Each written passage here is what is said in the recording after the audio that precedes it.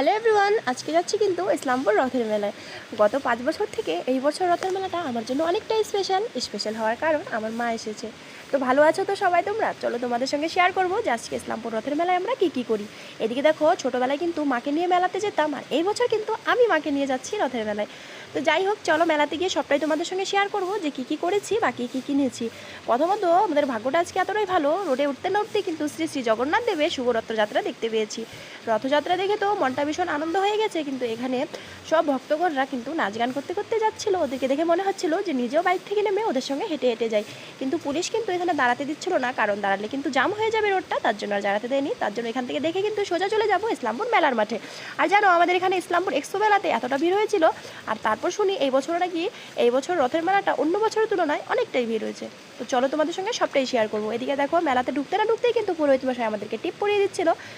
তো সবাই একের পর এক করে টিপ পরে নিয়েছি, আর তারপর শুনতে পেরেছি এই বছর ভিড় হওয়ার কারণটা হয়েছে যে ইসলামপুর রথের মেলায় যে দোকানপাটগুলো বসেছিল, অনেক দোকানপাটই নাকি এই মেলার উদ্দেশ্যে ভাঙেনি, তার জন্যই মেলাটা এতটা মাঠ জুড়ে হয়েছে, এতটা বড় হয়েছে। তো যাই হোক, ঘুরে তো বেশ ভালো লেগেছে। এখান থেকে শ্রী শ্রী জগন্নাথ দেবের জন্য কলা পান চিনি আর কিনে নিয়েছিলাম, যে জগন্নাথ দেবকে দিব বলে। জানো, রথের পাশে এতটা ভিড় হয়েছিল যে কি বলবো, সবাই ভিড় তো হবেই, বছরে একটা দিন হয়, সব ভক্তগণরাই কিন্তু দিতে চায়, তার জন্য কিন্তু এতটা ভিড় হয়েছে। যাই হোক আমাদের যেটা কাজে আমরা গিয়েছি সেটা তো আমরা করবোই। তো গাইজ, আমরা এখানে কিন্তু পুরোহিত মশাইয়ের কাছে কলাটা দিয়ে পানটা দিয়ে চলে এসেছি, আর এক সাইডে আমাদেরকে প্রসাদও দিয়ে দিয়েছিল। এবার আমরা চলে যাব মেলায় ঘুরতে। আর জানো, এই মেলার কিন্তু একটা ঐতিহ্য ফল যেটা হয়েছে লটকা, আমরা তো বলি লটকা, জানি না কোন দেশে কী নামে ওকে জানা যায়। তো এই ফলটা কিন্তু এই মেলাতে হবেই, উঠবেই, আর এটা কিন্তু সবাই নিয়ে যায়। তারপরে এই যে দেখো, রথের যে দড়িটা হয় সেটা টান দিলে নাকি শুভ মানা যায়, তার জন্য কিন্তু দড়িটাও টান দিয়ে দিচ্ছিলাম।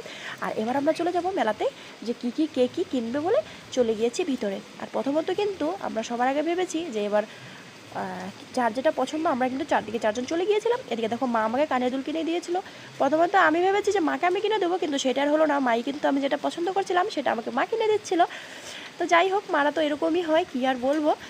তারপর এবার যেটা নাকি ঐতিহ্য ফল লটকা, ওইটা নিয়ে নিব। তার জন্য বর একটু খেয়ে দেখছিল মিষ্টি কিনা, ও কি বুঝে, তার জন্য কিন্তু আমাকে বলেছে তুমি একটু টেস্ট করে দেখো। তো গাইজ, আমি একটু টেস্ট করে দেখেছি, মিষ্টি মনে হয়েছিল, তার জন্য কিন্তু নিয়ে নিয়েছিলাম। আর আমার মেয়ে তো টক খাওয়ার জম, ও কিন্তু একটু খেয়ে দেখেছে। আর তোমরা একটু বিশ্বাস করবে না, দেখো মেলাটা কতটা মার জুড়ে হয়েছিল, বেশ ভালোই লেগেছে, বেশ আনন্দ করেছি, মজা করেছি। কে এসেছিল আমাদের ইসলামপুর মেলায় বলতে কিন্তু একদমই ভুলবে না। আর কে কোথায় থেকে আসো, আমার ভিডিও দেখো, সেটাও কিন্তু কমেন্টে জানাবা। দেখা হচ্ছে তোমাদের সঙ্গে আরও একটি নতুন ভিডিওতে। ততক্ষণের জন্য টাটা, বাই বাই, জয় জগন্নাথের জয়। ভালো থাকবে, সুস্থ থাকবে সবাই।